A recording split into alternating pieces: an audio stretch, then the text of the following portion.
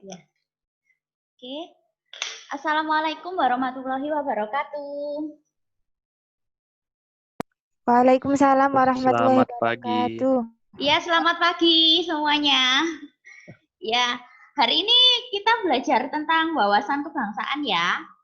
Perkenalkan dulu, nama saya Mbak Anggun ya. Oke? Nah, hari ini kita langsung aja biasanya pembahasan soal-soal ya.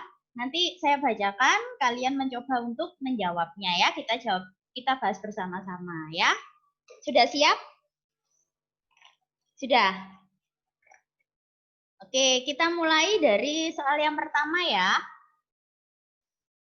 Nomor 49 ya, kita bahas ya. Karena sebelumnya sudah soalnya ya. Oke, pemilihan umum di Indonesia diselenggarakan untuk memilih. Nah, di sini ada pilihannya ya. Nah, DPR, DPD, Presiden dan Wakil Presiden, atau DPRD.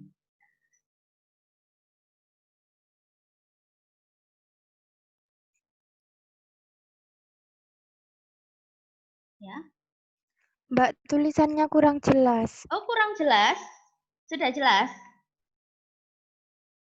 Sudah? Belum, Mbak, masih Oh, blur. masih belum jelas ya? Bentar ya. Bentar ya. Bentar. Kalau gini jelas? Pak, kurang jelas katanya tulisannya. Apa? Iya katanya. Sebentar ya.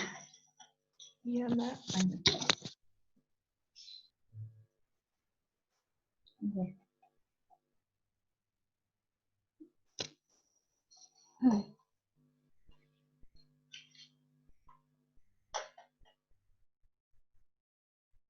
Iya, sudah jelas?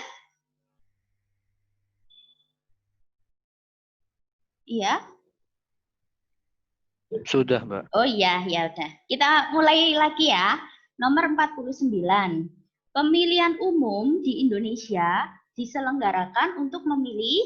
Nah, di sini ada pilihan ya. Sudah tahu aturannya menjawab soal bertipe nomor? Sudah tahu? Sudah. Ya, silakan dipilih ya. Nomor 49.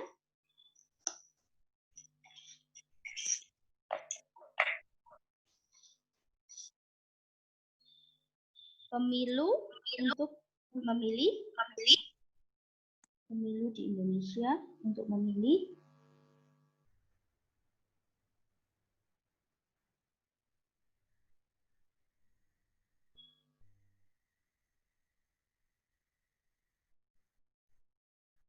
Ya. Nomor 1, DPR.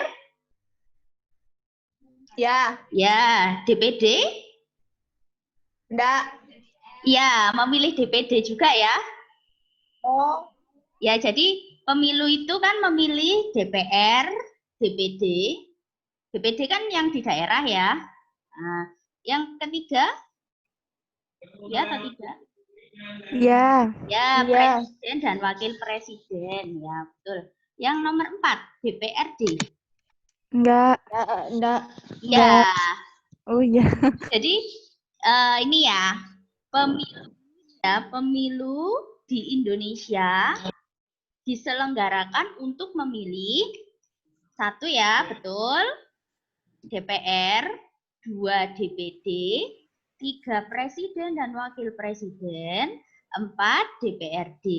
Ya, jadi memilih semua ini. Ya, kalau benar semua, jawabannya adalah E. Ya, nah gitu. Oke, nomor 50. Hal-hal berikut ini adalah yang bersangkutan dengan Dokuritsu Junbi Chosakai atau Badan Penyelidik Persiapan Kemerdekaan Indonesia, BPU PKI ya. Ini bagaimana dengan pilihan ini? Nah, 1 dibentuk oleh penjajah Jepang. Ya atau tidak? Ya. Ya, betul. Nomor 2 beranggotakan 62 orang.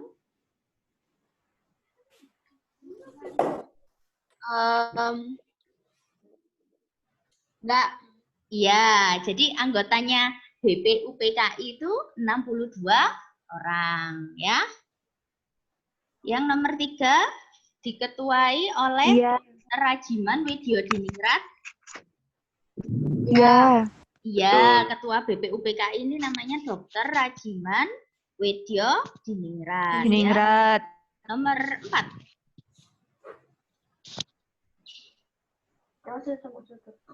Kenapa itu?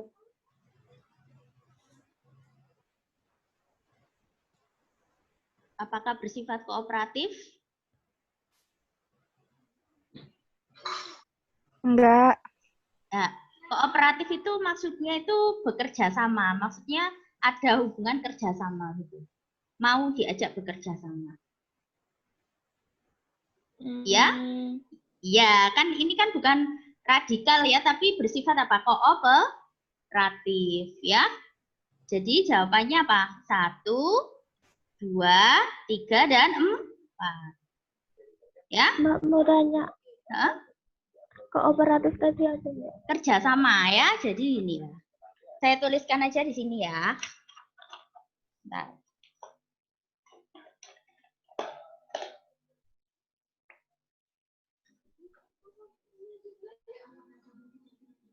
Ya. Kooperatif. Ini adalah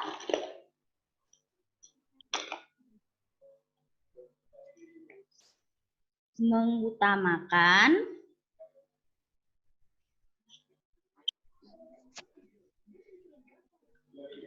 prinsip ya, prinsip kerja sama. Kerja sama. Jadi ini ya. Jadi kalau ingat kata-kata kooperatif berarti kan ingat kata-kata kerja sama ya. Ya, paham ya? Iya. Ya. Oke, sekarang kita lanjutkan lagi ya. Oke. Sekarang yang nomor 51. Nah, ini. Oke. Di bawah ini yang merupakan ciri koperasi adalah, nah ini kalian lihat nomor berapa saja? Itu.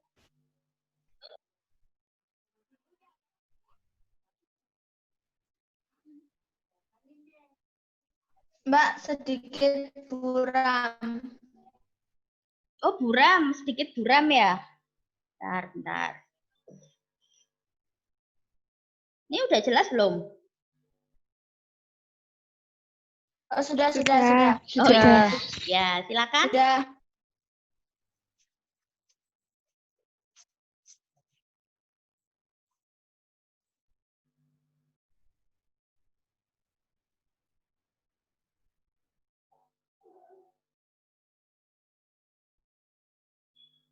Yang ditanyakan ciri koperasi.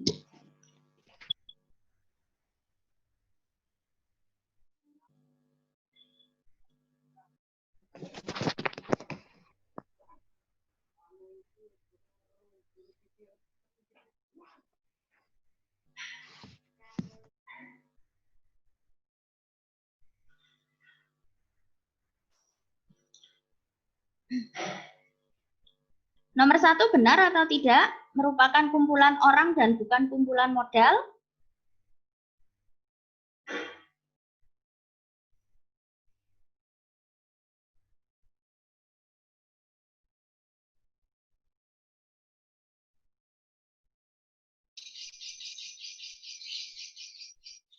Nomor 1.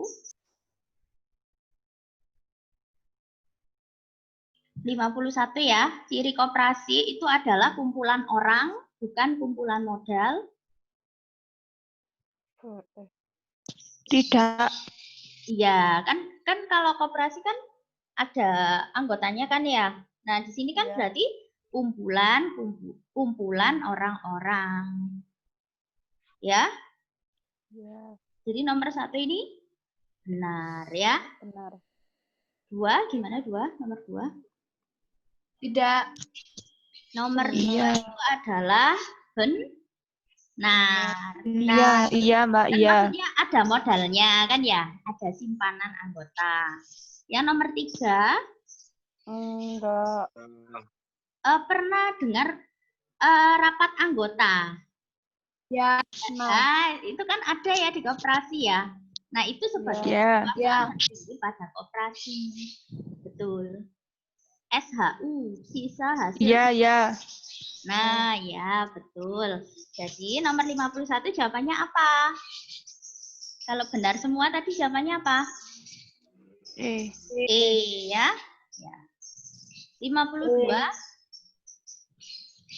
Di bawah ini yang termasuk kegiatan perluasan produksi secara intensifikasi adalah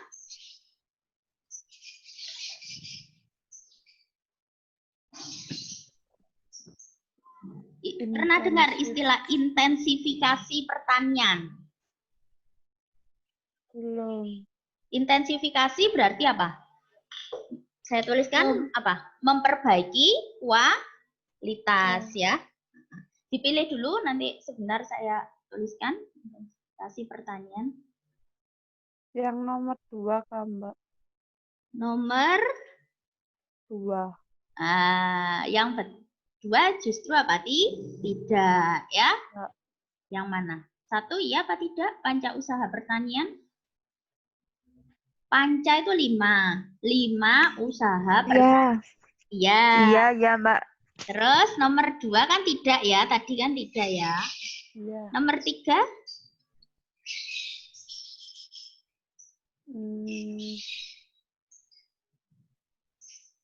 Iya. Iya. Penganekaragaman itu disebut juga istilahnya apa? Diversifikasi. Diversifikasi. Ya. Jadi penganekaragaman hasil produksi. 4, bagaimana? Iya, iya. Iya. Kalau nomor 4 itu bukan intensifikasi, tapi namanya adalah ekstensifikasi. Ekstensifikasi itu kan dilakukan ya, itu tidak termasuk intensifikasi. Jadi kalau ekstensifikasi itu contohnya misalnya memperluas areal pertanian. Jadi wilayahnya itu diperluas, misalnya membuka lahan seperti itu ya. Kalau misalnya panca usaha tani, misalnya apa panca usaha tani contohnya? Nah, ini bisa dituliskan ya setelah ini ya. Jadi kalau panca usaha tani itu misalnya memilih bibit unggul gitu ya. Nah, memberi pupuk seperti itu. Nah, berarti jawabannya ini yang betul nomor berapa? Nomor 1 dan nomor 3. Ya. Jawabannya apa kalau nomor 1 dan nomor 3 saja yang benar? 1 dan 3 saja yang benar dijawab. Tadi intensifikasi apa, Mbak? Nah, ini saya tuliskan ya setelah ini ya. Ya, jadi untuk 52 ini jawabannya adalah B. Karena nomor 1 dan nomor 3. Intensifikasi itu termasuk panca usaha tani dan penganekaragaman hasil produksi. Nah, supaya lebih jelas saya tuliskan saja ya. Nah, di sini ya. Oke, nomor 53. Intensifikasi pertanian. Nah, ini kan yang dibahas ini ya. Intensifikasi pertanian.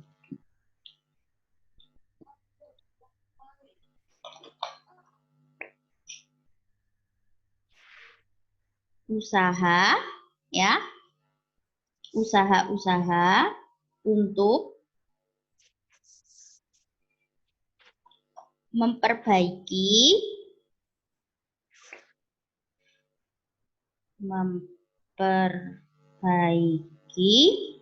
ya kualitas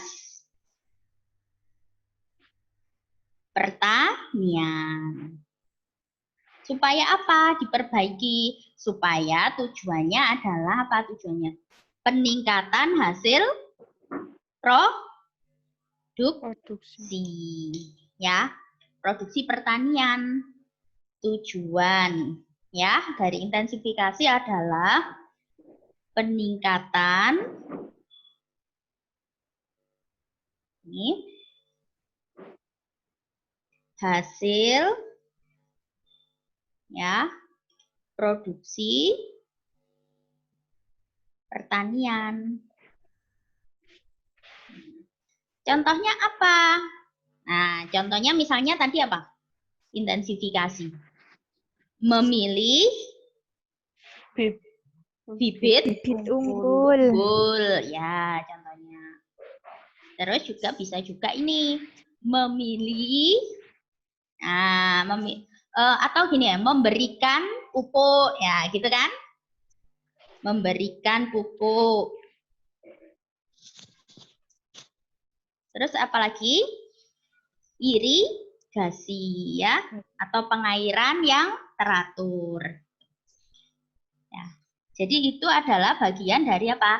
Intensifikasi pertanian. Ya, gitu ya. Nah, itu yang pertama tadi itu kan intensifikasi. Yang kedua, ya, yang kedua itu adalah nih ekstensifikasi pertanian. Apa saja tadi kalau masih ingat?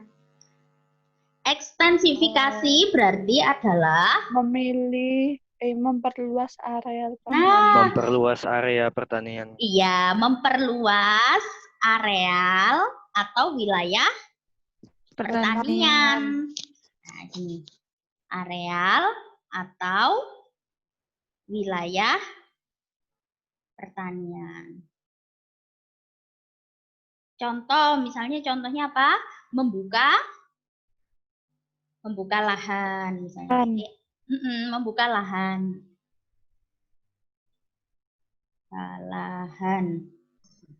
Nah, ini ya Pak, ekstensifikasi. Ya. Sudah paham bedanya? Sudah? Sudah. Ya, ya.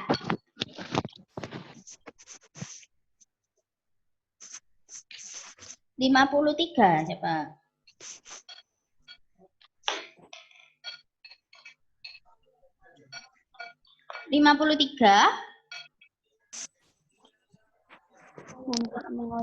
Untuk mengatasi inflasi, tindakan pemerintah dapat berupa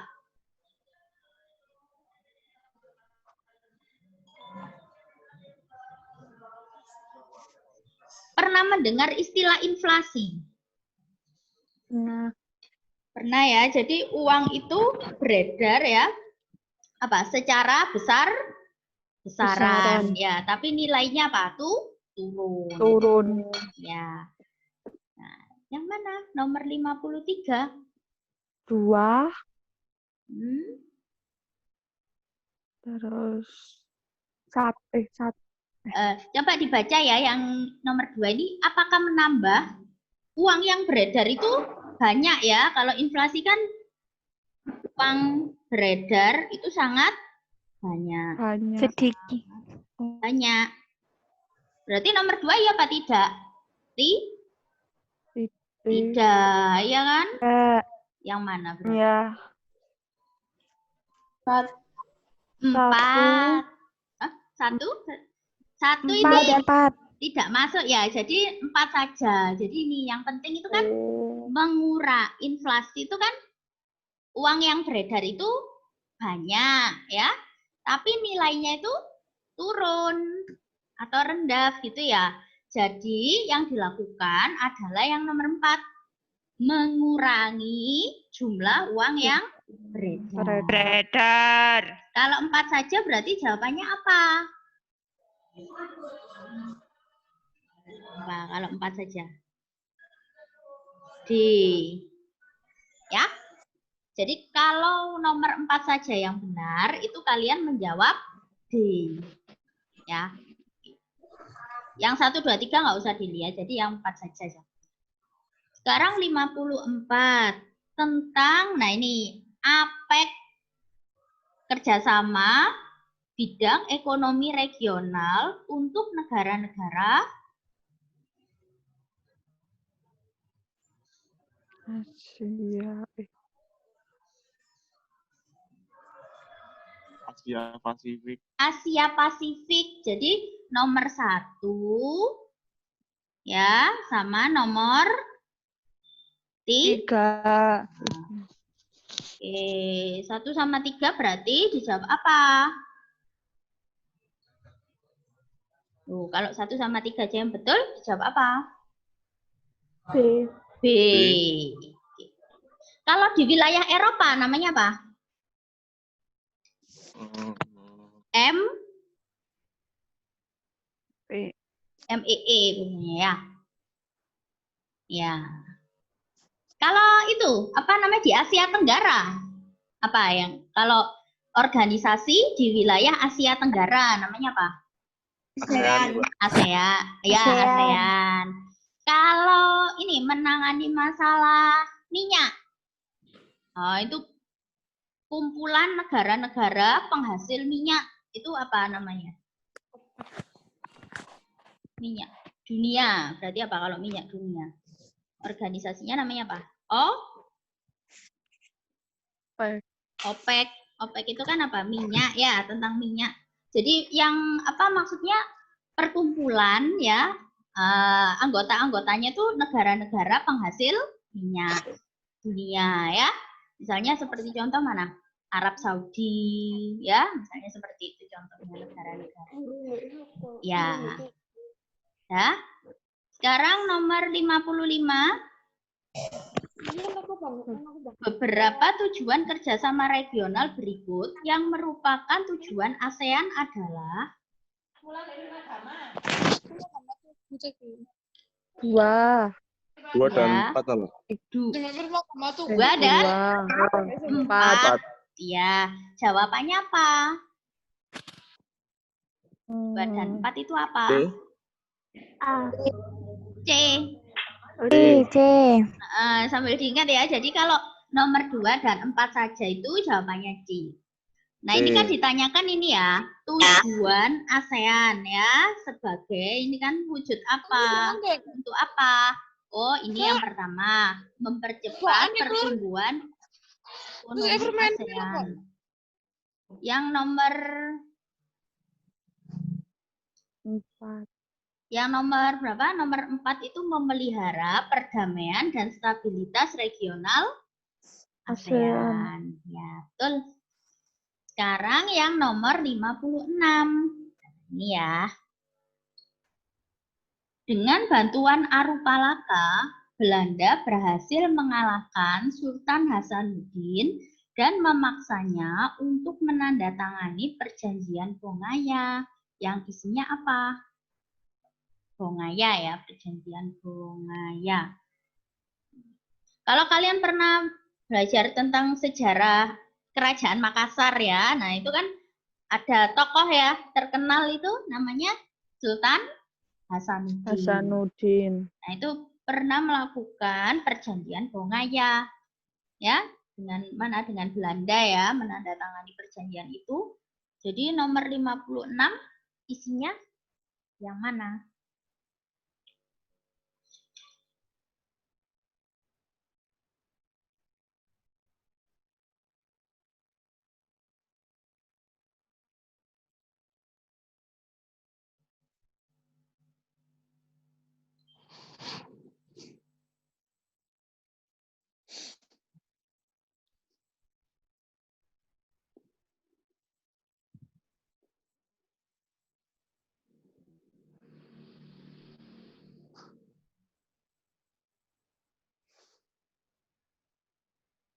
Satu,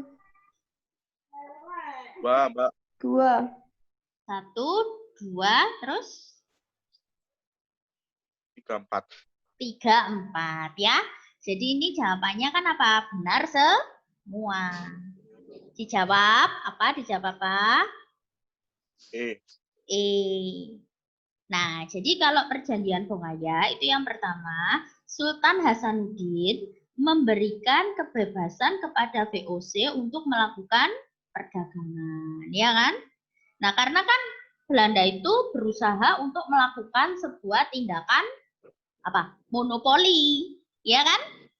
Monopoli perdagangan di kawasan Indonesia Timur ya. Waktu itu yang di mana? Di wilayahnya Sultan Hasanuddin Nudin. di Kerajaan Makassar.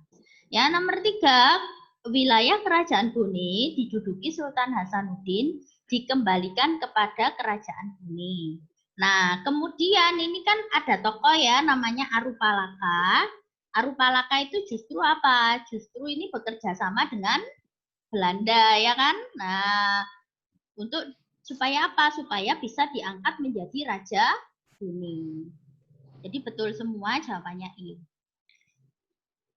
Nah, sekarang yang ini. Nah, untuk aturan yang petunjuk C, ini kan soal tentang hubungan sebab akibat. Caranya ini dilihat pernyataan pertama dulu. Ini pernyataan pertama ya. Presiden memegang kekuasaan tertinggi atas angkatan darat, angkatan laut, dan angkatan udara. Yang pernyataan kedua ini yang ini. Secara legal, presiden merupakan panglima perang. Nanti dilihat benar atau salah gitu ya pernyataannya. Lalu kalau misalnya benar-benar berhubungan itu maksudnya berhubungan sebab akibat. Nanti dilihat ada hubungannya apa tidak pernyataan pertama sama kedua. Sudah tahu caranya apa belum? Cara menjawabnya? Belum. Oh belum ya, saya tuliskan saja ya aturan menjawabnya ya, hubungan sebab akibat ya. Ya. Yang nomor tadi sudah bisa, cara menjawabnya sudah bisa, yang nomor. Sudah. Sudah. Nah gini ya aturan menjawab soal tipe sebab akibat. Nah di sini. Jadi kalau menjawab A ini ya, berarti kan dilihat sini ada pernyataan pertama, ada pernyataan kedua. Kalau misalnya pernyataan pertama itu benar itu secara teorinya itu benar, ya penjelasannya itu benar, itu dikasih sini ya benar ya, dikasih apa B.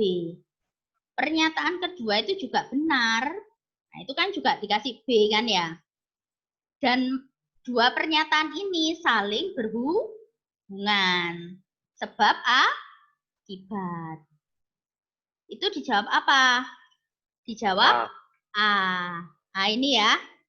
Ini kan jawaban ya, jawaban. Kalau B apa? Kalau B? Kalau B itu adalah pernyataan pertama itu benar. Pernyataan kedua itu ya benar secara teorinya, tapi tidak berhubungan sebab akibat. Maksudnya misalnya begini, yang satu tadi bicara tentang Kerajaan Makassar gitu ya. Ya. Yang kedua itu bicara misalnya bukan kerajaan, misalnya tentang suku bunga misalnya. Itu kan tidak apa ya? Tidak berhubungan sebab akibat, ya kan? Beda apa itu? Beda topik pembahasan, terus tidak ada benang merahnya. Itu dijawab apa? B. Ya. Kalau yang C itu pernyataan pertama itu adalah benar ya. Pernyataan yang kedua itu salah. Ya, secara pengertian salah. Misalnya kayak seperti ini. Raja dari Kerajaan Singosari. Ya.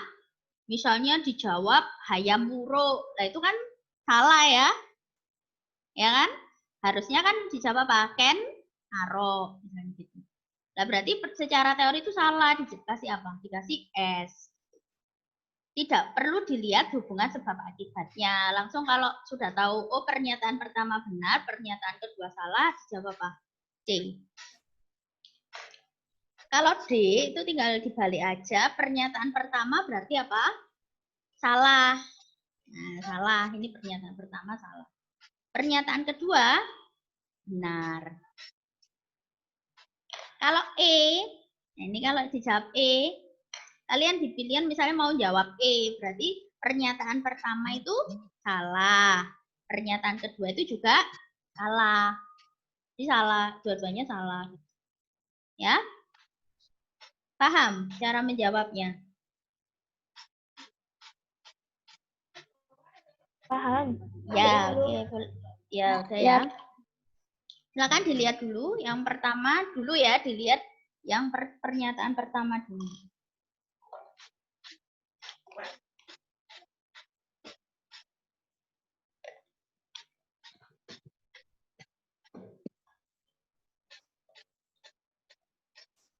Presiden memegang kekuasaan tertinggi atas angkatan darat, angkatan laut, dan angkatan udara. Benar. Benar. Ya, 57 itu yang pertama kan benar ya, dikasih B aja di sini. Ditandai B.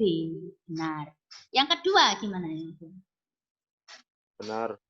Benar. Ya kan? 57 yang ini ya, ini kasih B. Jadi secara resmi ya, presiden itu merupakan panglima perang. Ini dua pernyataan ini ada hubungan sebab akibat atau tidak? Ada. Ada. Kan dikatakan kan ini ya, secara legal atau resmi, presiden itu merupakan panglima perang. Karena kan apa? Memegang kekuasaan tertinggi AD, AL, dan AU. Jadi ini dikasih tanda sama dengan aja di sini. Benar-benar berhubungan. Jawabannya apa? Jawaban akhirnya A. apa? Ini. Ya. Berarti nomor 57? Ya. Sekarang 58.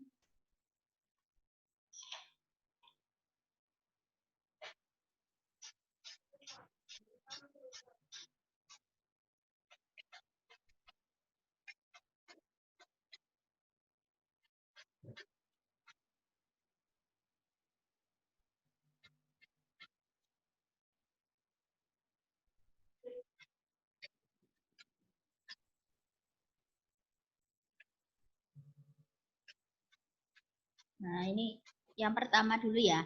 Amandemen UUD 1945 yang dilakukan oleh MPR menjadikan jumlah pasal menjadi lebih banyak.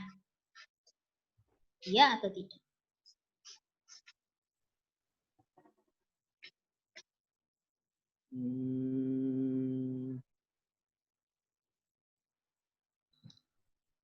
Iya ya, Mbak. Iya. Ya apa tidak? Iya apa tidak? Pasalnya jadi lebih banyak? Ya. Tidak. Tidak. Kan apakah di amandemen tiba-tiba pasalnya semakin banyak? Itu kan tidak. Kasih apa? Kasih S ya, salah ya. Yang kedua gimana? Jumlah pasal dalam UUD 1945 sekarang lebih dari 37 pasal.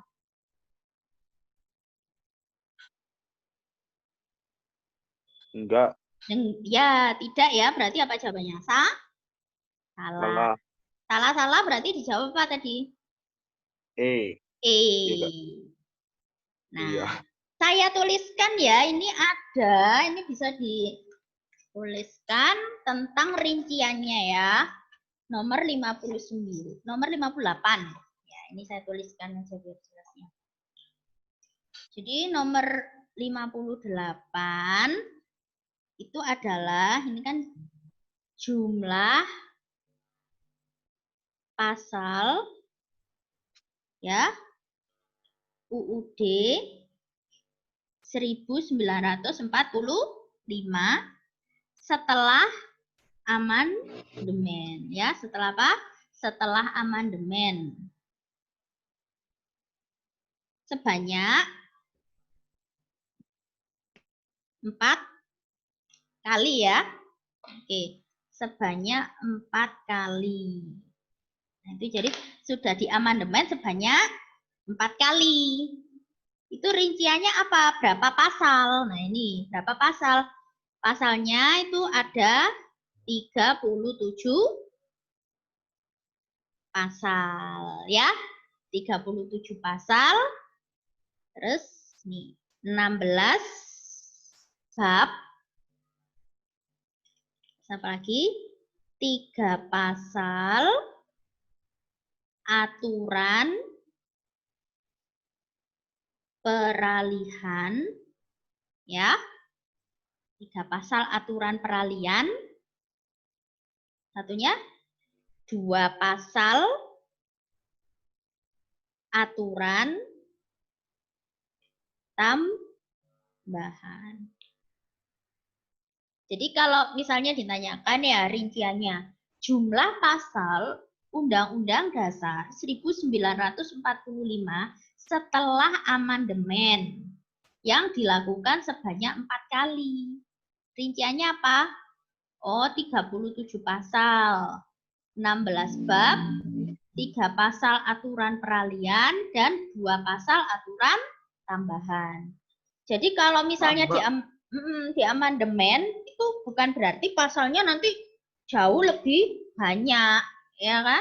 Karena yang kita tahu kan berapa pasal ini? 37 pasal. Ya? Ya. Ya. Ya, berarti jawabannya itu tadi kan apa? Iya, yang nomor 58. Sekarang nomor 59.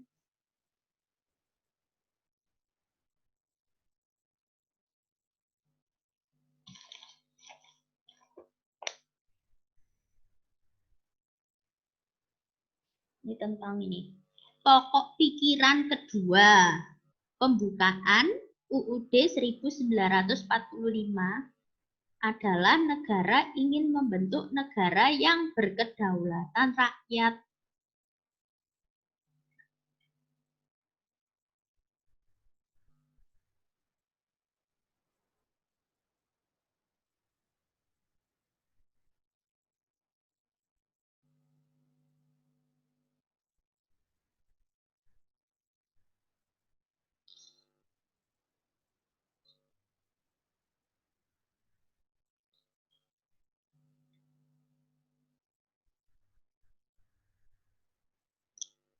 Salah atau betul? Yang ini salah atau benar?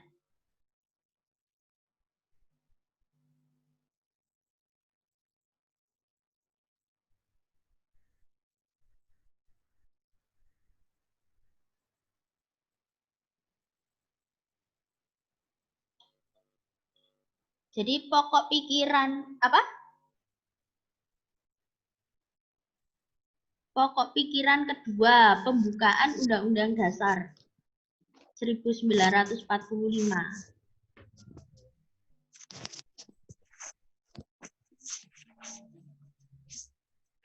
Bukan ya, Mbak?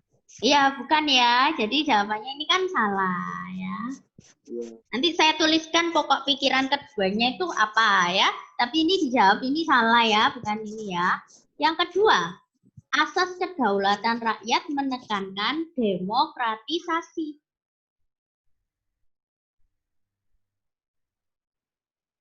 Ya. Iya, demokratis berarti kan kedaulatan tertinggi kan di tangan apa? Demokrasi di tangan rakyat. Berarti kan benar. Salah benar itu dijawab apa tadi? D ini ya. Salah benar itu jawabannya, jawaban akhirnya itu D. Nah, tadi kan ditanyakan ini ya, pokok pikiran kedua. Itu apa? Dari pembukaan Undang-Undang Dasar 1945. Nah, itu bisa ditulis di sini ya. Pokok pikiran. Ya, ini pokok pikiran kedua dari ini ya. dari UUD 1945.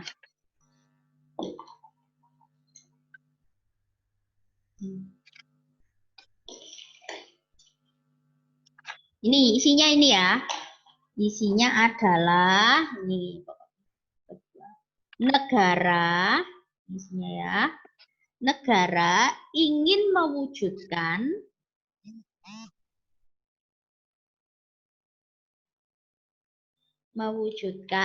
keadilan sosial. Keadilan sosial. Keadilan ya. Sosial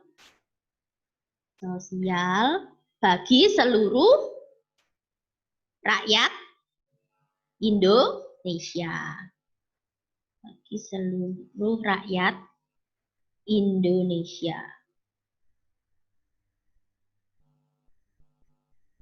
Oke. Dan juga apa? Dan juga melindungi apa? Seluruh tumpah darah Indonesia. Nah, tapi intinya apa? Kalau pokok pikiran kedua itu apa?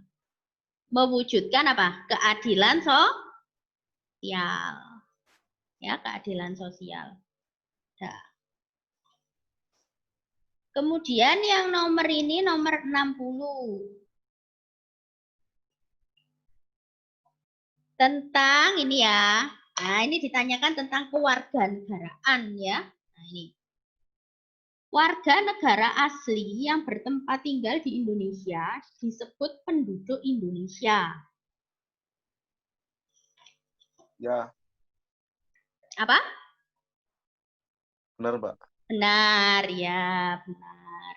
Ini dikasih B ya, di sini B. Benar. Ini, warga asing yang bertempat tinggal di Indonesia bukan penduduk Indonesia. Benar. Oh, salah. Salah. Kan gini ya, warga asing itu kalau datang itu kan ya tetap penduduk kan ya.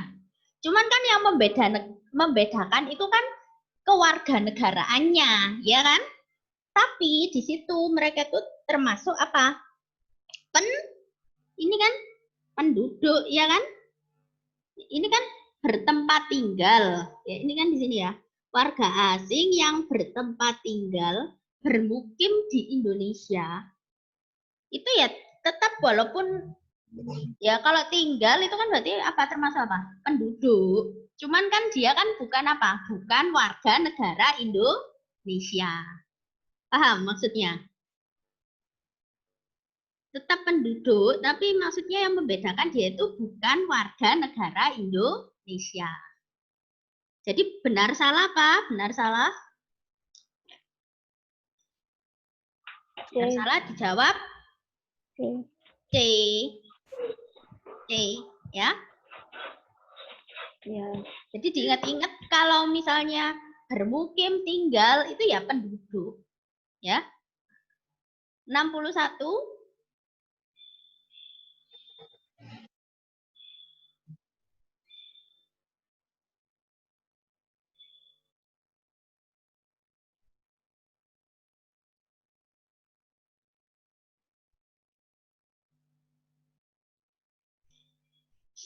Menurut hasil amandemen keempat UUD 1945 pasal 37, hal yang tak dapat dirubah adalah bentuk negara.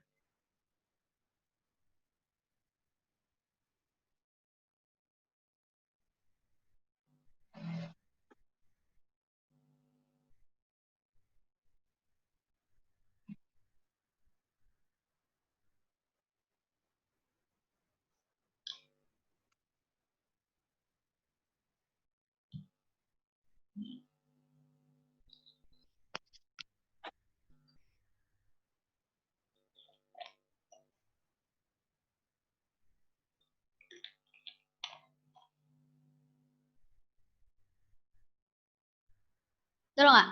Jadi yang nggak boleh dirubah itu apa? Bentuk negara. Menurut hasil amandemen keempat UUD 1945 pasal 37.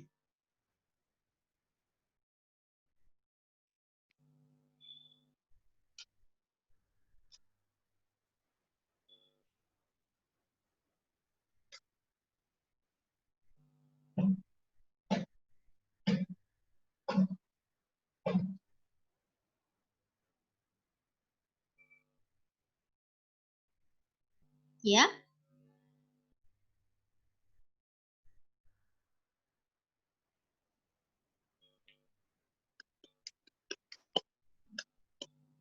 Jadi ini ya, bisa nggak dirubah itu bentuk negara itu? Menurut amandemen, hasil amandemen. Boleh nggak?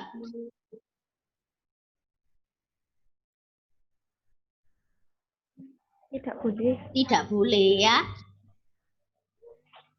Berarti jawabannya apa ini? Benar ya. Ya, yang pertama ini benar.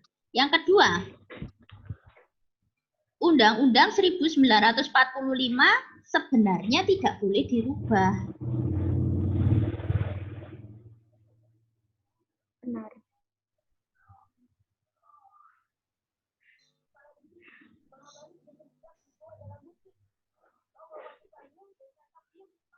Salah.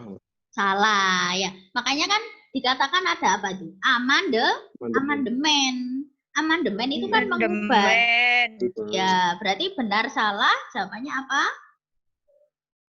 Jawabannya adalah C. C. C nih ya. Oke. Sekarang nomor 62 itu ditanyakan tentang sistem ekonomi. Nah, salah satunya kan sering kita dengar itu ada sistem ekonomi liberal. Nih, dibaca dulu. Sistem ekonomi liberal seperti yang dianut negara-negara barat tidak memiliki kelebihan. Ada nggak kelebihannya itu?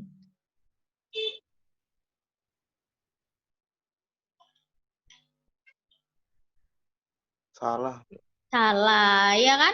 Ya ada ya kelebihannya dari setiap sistem ekonomi itu kan ya pasti punya kelebihan, punya kekurangan. Ya kan? Yang kedua gimana yang kedua?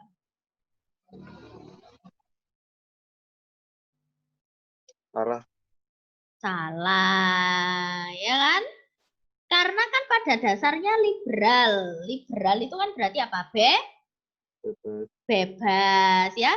Bebas untuk mengatur perekonomian sendiri ya. Kalau dikendalikan kan berarti apa? Ada apa? Komando atau terpusat ya kan? Kalau bebas ya berarti setiap individu itu kan bebas untuk mengatur ekonominya sendiri. Berarti kalau salah-salah jawabannya apa?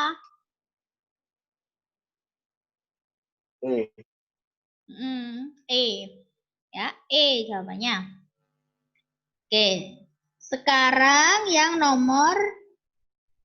Jadi kalau gini diingat. Jadi kalau sistem ekonomi liberal itu berarti setiap individu itu bebas untuk mengatur perekonomiannya sendiri, ya. Oke. Terus nomor 63. Nih, nomor 63. Tentang pemilu ya.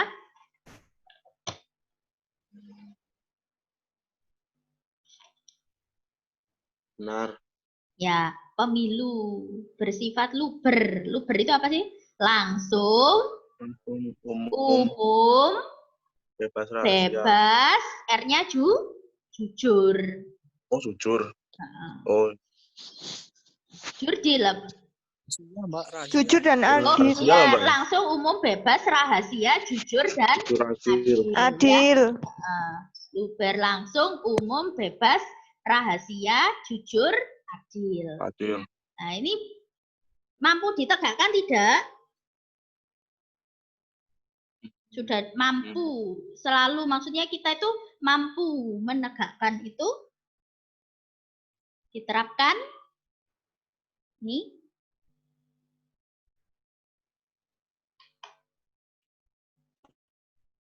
Mampu. Ya, benar ya. Ya, kan kita itu menerapkan pemilu yang luber, jurdil. Nih. Benar. Terus sebabnya apa? Terbukti tidak pernah ada pelanggaran dalam proses pemilu. Nggak pernah ada pelanggaran. Salah. Salah ya. Pasti kan ada misalnya manipulasi politik, ya kan ada kan seperti itu. Nah, jadi jawabannya itu salah ya. Pasti ada pelanggaran ya. Ada. Benar salah, Ya. Pak? C. Benar salah itu jawabannya adalah C. Terus nomor 64.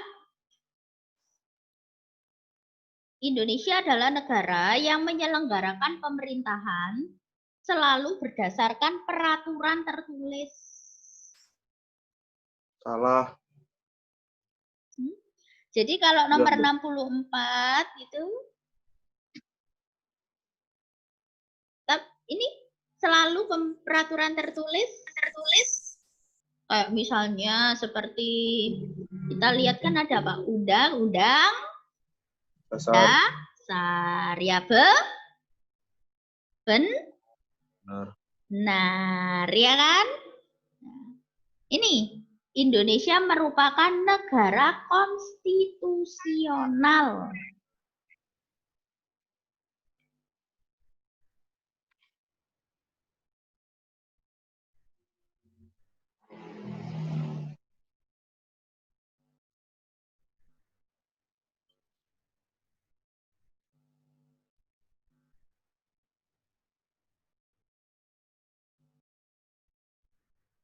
Benar. Benar, ya kan? Kan kalau misalnya kita bicara tentang konstitusi itu kan kita mengingat pasti kan apa? Undang, ya kan? Nah, undang-undang itu kan apa? Peraturan tertulis. Ya. Berarti ada hubungan sebab akibat atau tidak? Ada. Jadi ini kan, gini, seperti ini berarti. Indonesia merupakan negara konstitusional.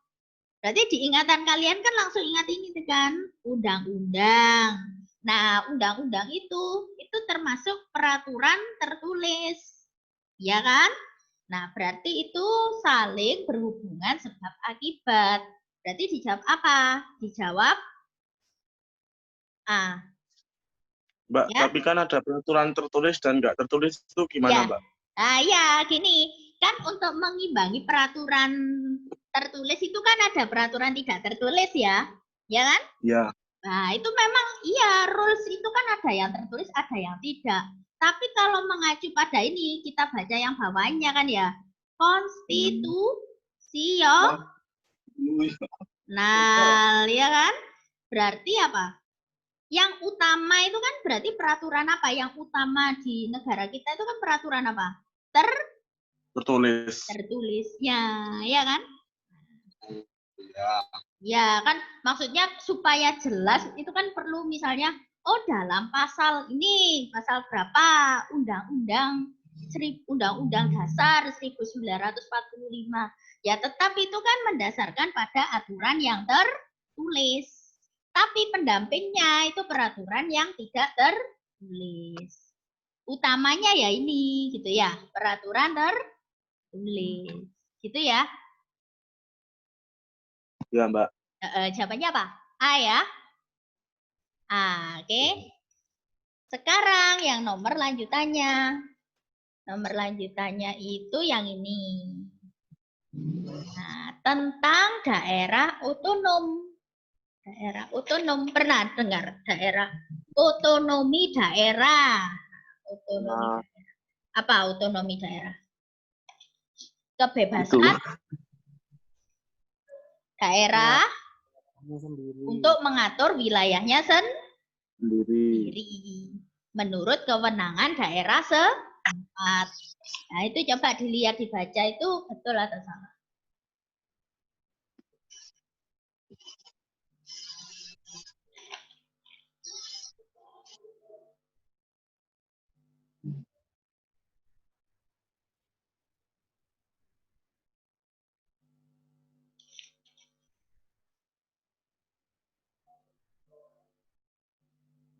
Benar, Mbak.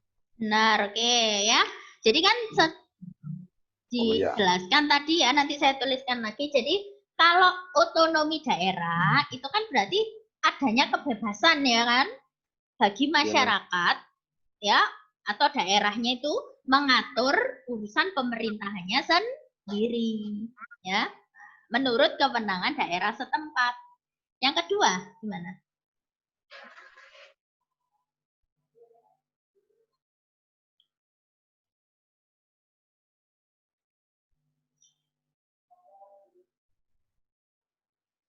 Salah. Benar, Mbak. Benar. Ya kan tadi kan adanya kewenangan ya termasuk kan ini menentukan ini kan tata pemerintahan yang diberlakukan di daerahnya itu seperti apa. Itu kan yang mengatur daerahnya sendiri. Berhubungan Itu atau tergantung tidak daerah, berhubungan? kan, Mbak? Akibat 65. Mbak itu tadi tergantung luas daerah, kan, Mbak? Ya, jadi kan begini ya. Yang mana yang pernyataan kedua? Ya. Ya kan gini ya.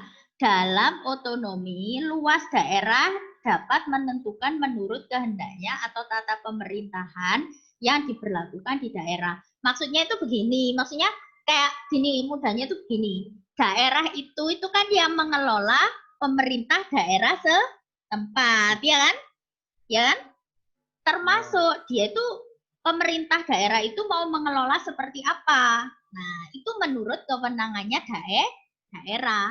Mau dibuat apa, misalnya mau dikelola, misalnya dibangun jembatan atau dibuat jembatan, dibangun apapun, misalnya sarana-sarana yang menunjang bagi kepentingan masyarakat, itu yang mengatur siapa? Daerah. Ya, daerahnya itu intinya. Jadi Maksudnya luas daerah itu apa sih, Mbak? oh, maksudnya luas daerah. Ya luas kan gini ya. Setiap areal itu kan punya luas yang berbeda, beda, ya kan? Kayak mau membangun sesuatu itu kan diukur kayak gitu. Yang mengukur itu siapa? Pemerintah daerah setempat. Luas itu ya wilayahnya itu berapa luasnya itu ya berapa luas wilayahnya itu berapa itu nanti mau dibuat apa itu yang mengatur ya daerahnya sendiri. Oh, gitu. Ya, Mbak, makasih. Ya, jadi maksudnya itu kayak gini. Oh, misalnya punya berapa hektar gitu ya, misalnya ya. Berapa hektar lahan. Nah, itu mau dikelola jadi apa? Itu mudahnya soal itu menjelaskan seperti itu. Jadi, oh, daerah itu punya berapa hektar mau dibuat misalnya sarana buat untuk kepentingan masyarakat, misalnya untuk apa? Oh, untuk sekolah misalnya. Lah itu kan berarti yang menentukan siapa? Pembangunan itu. Daerah setempat gitu ya. Jadi 65 itu berhubungan sebab akibat apa tidak? Berhubungan. Jadi berhubungan sebab akibat. Jawabannya adalah yang A. Oke. Kan begini ya, kalau kita jelaskan di sini kan gini. Nah, saya tuliskan aja. Jadi sistem otonomi daerah ya. Ini kan otonomi daerah. Atau kita menyebutnya apa? Desentralisasi. Jadi kalian itu bisa menyebut otoda atau sistem apa? Desentralisasi. Jadi kewenangan ya, kewenangan sebuah daerah untuk mengatur apa? Pemerintahannya sendiri. Untuk mengatur pemerintahan daerahnya sendiri. Mau dikelola seperti apa itu ya yang mengatur daerahnya. Ya kan? Tapi kalau lawannya desentralisasi apa berarti? Terpusat, jadi pemerintah pusat yang mengatur, itu berarti apa? Dekonsentrasi. Sentralisasi. Oh, bukan. Iya, jadi kalau yang nanti ada istilah sendiri, dekonsentrasi ada. Tapi inti dari desentralisasi itu yang mengatur kewenangannya itu ya pemerintah daerah itu sendiri. Ya, yang mengelola.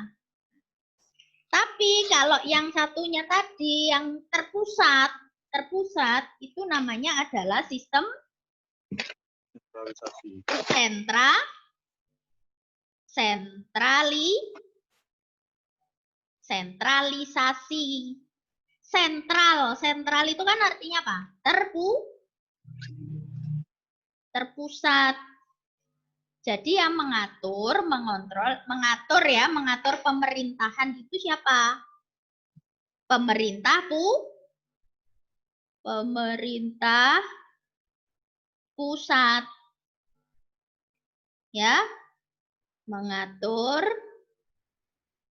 jalannya pemerintahan, termasuk mengelola daerah, termasuk mengatur daerah. Ya kan? Sentral itu pusat, ya. Jadi daerah itu hanya mengikuti dari mana? Pemerintah pusat. Gitu. Terus nomor 66 ya.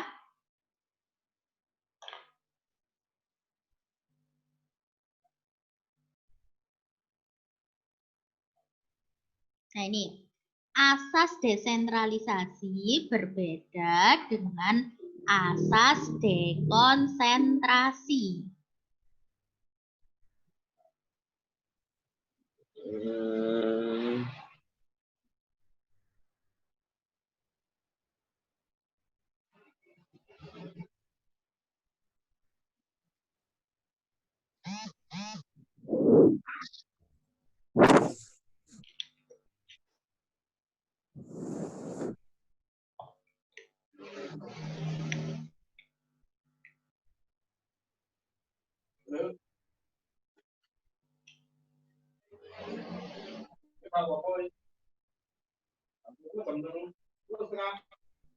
Beda nggak?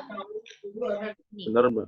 Ya benar ya, berbeda ya, itu penjelasannya berbeda. Terus desentralisasi itu adalah penyerahan wewenang. Sedangkan dekonsentrasi itu penjelasannya itu adalah pelimpahan wewenang.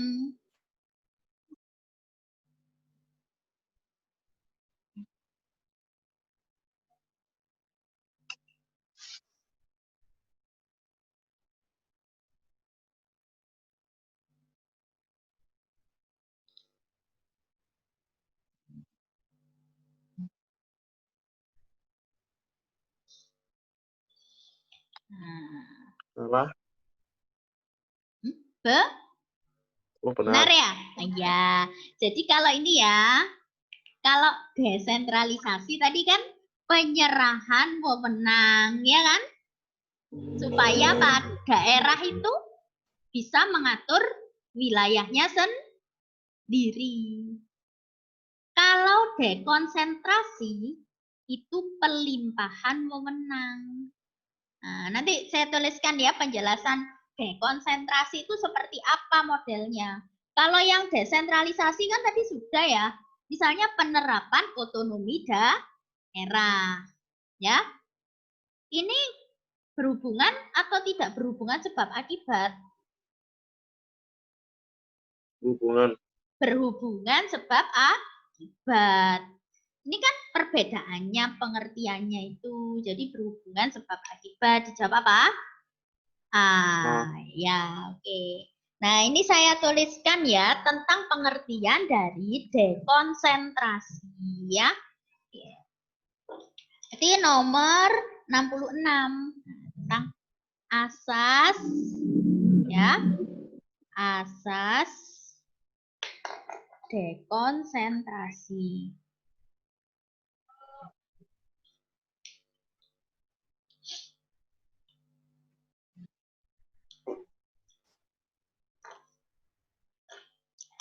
Dekonsentrasi itu artinya ini. Pelimpahan ya wewenang pemerintah ya pemerintah secara langsung. Jadi pelimpahan wewenang pemerintah secara langsung ke gubernur, kepada gubernur untuk menjalankan tugasnya masing-masing. Untuk menjalankan tugas masing-masing.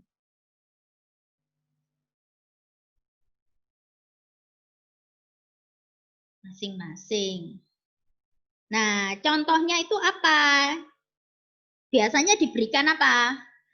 Diberikan ya pelimpahan tugasnya itu kepada pejabat pusat, ya kan?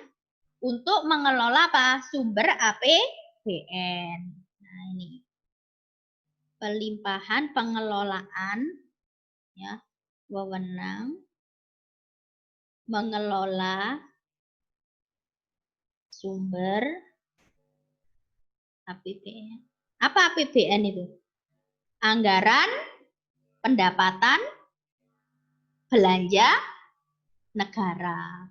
Jadi kayak pejabat itu sudah diberi apa? Wewenang ya, pelimpahan wewenang ya, mengatur sumber-sumber APBN, ya kan? Jadi lebih kemana? Ke pejabatnya kan ya, diberikan wewenang.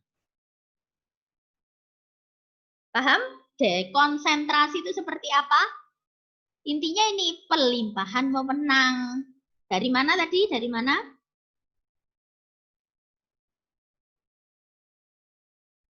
Pemerintah pusat langsung kepada gubernur untuk menjalankan tugas masing-masing. Ya, itu dekonsentrasi namanya. Nah, jadi 66 sudah ya. Sekarang 67.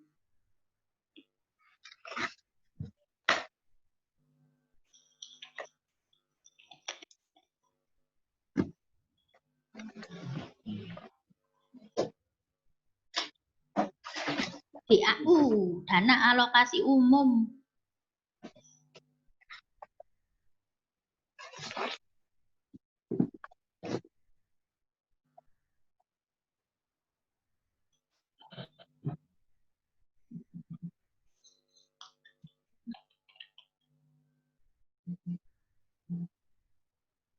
Benar. Ya, karena kan gini ya. Pernah kan dengar istilah ini kan?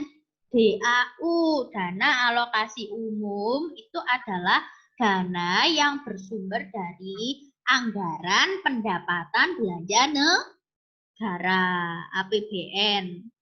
Dialokasikan untuk tujuan pemerataan. Ya, benar. Yang kedua, gimana yang kedua?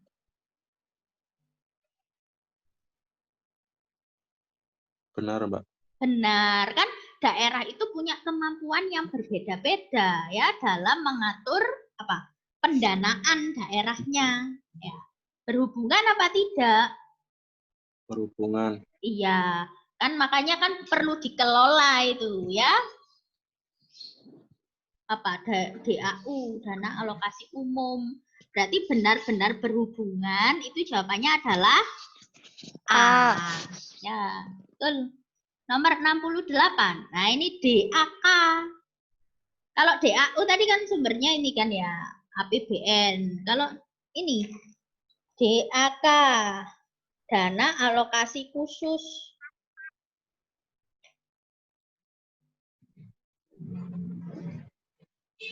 Benar. Ya, coba 68 gimana? Dana alokasi khusus adalah dana yang bersumber dari pendapatan asli daerah atau PAD. Benar, Mbak. Oh, salah. Salah ya, nanti saya jelaskan itu ya. Ini salah. Ya. Jadi DAK itu bukan dari pendapatan asli daerah. Ini coba. Pendapatan asli daerah merupakan unsur pendapatan daerah yang menjadi sumber satu-satunya pembiayaan pembangunan. Salah. Salah ya. Ya, berarti jawabannya apa? Salah-salah apa? E. Jawabannya E. Gini ya, saya tuliskan aja, itu ada dana alokasi khusus. Ya. Begini. Dana alokasi khusus, itu kan singkatannya DAK ya.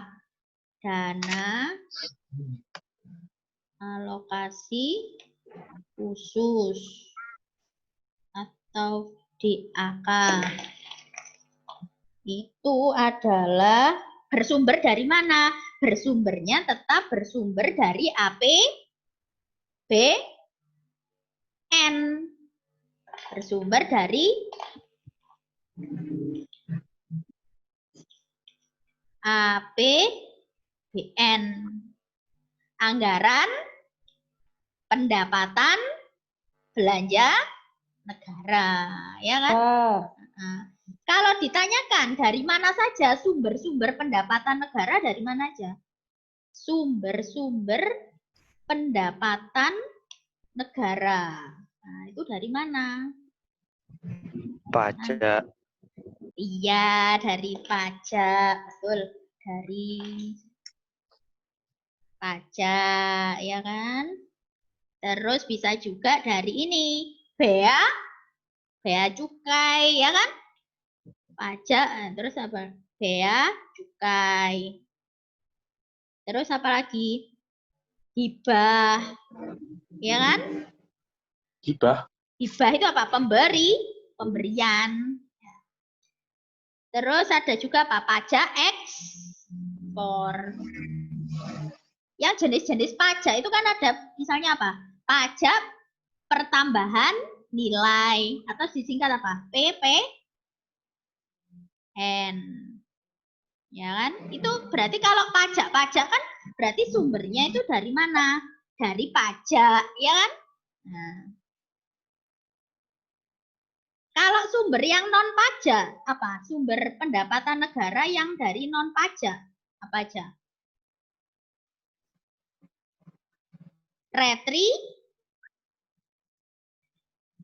Parkir itu biasanya ada apa? Retribusi. Nah, ini juga. Terus hasil-hasil, ini kan hasil-hasil keuntungan BUMN. Apa itu Mbak retribusi? Nah, retribusi itu kan berarti apa? Sebuah apa? Pungutan, ya kan? Oh, ditulis saja. Kalau misalnya, ini gampangnya contohnya misalnya parkir. Parkir itu kalian ditarik apa biasanya? Retribusi. Kayak itu contohnya. Retribusi parkir. Nah, misalnya contohnya. Kalau pengertiannya itu ini, retribusi itu ini. Pungutan, ya kan? Dari daerah, nih. Dari daerah yang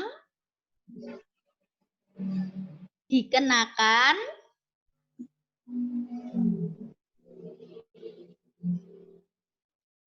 pada pihak yang diberikan jasa tertentu. Pada pihak yang diberikan jasa.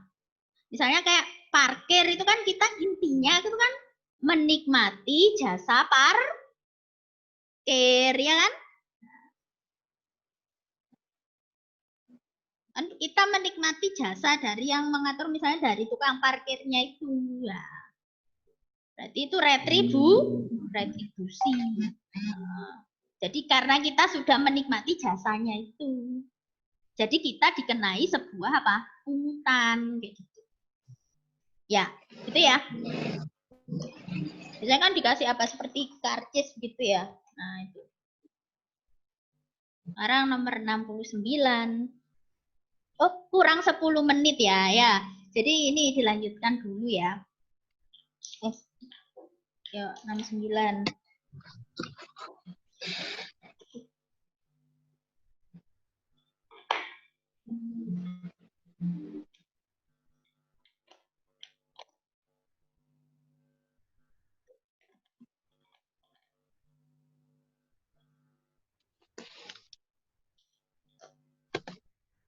Anggota Dewan Perwakilan Daerah atau DPD dari setiap provinsi jumlahnya sama. Dan jumlah seluruh anggota DPD tidak lebih dari setengah jumlah anggota DPR. Sama jumlahnya.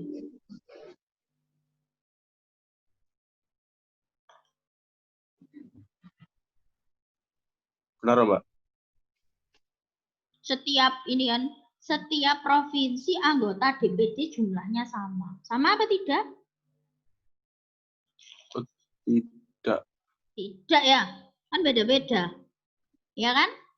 Salah. DPD merupakan perwakilan daerah.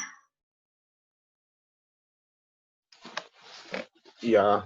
Ya, salah benar apa?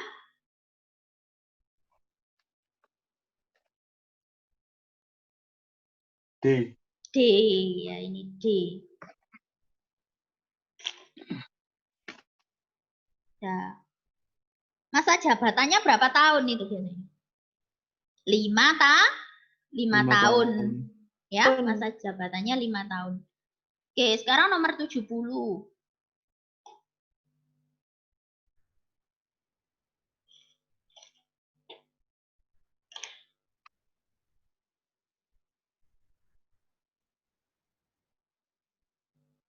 Benar. Benar, oke. Ini kan ditanyakan pengiriman pasukan perdamaian ke wilayah konflik merupakan misi politik luar negeri bebas aktif. Berarti kalian kan ingat itu kan ya? Pasukan apa? Garuda, ya kan? Dulu pernah ngirim ya? Indonesia kan mengirim apa? Pasukan Garuda. Kemana? Ke daerah yang rawan konflik pada waktu itu. Ini kan merupakan bagian dari program apa? Nah, program ini kan menciptakan ini toh, politik luar negeri bebas aktif. Kemana aja? Misalnya dulu itu kemana? Ke Kongo, ke Zaire, misalnya gitu ya, daerah-daerah rawan konflik. Jadi ini benar. Yang kedua, gimana?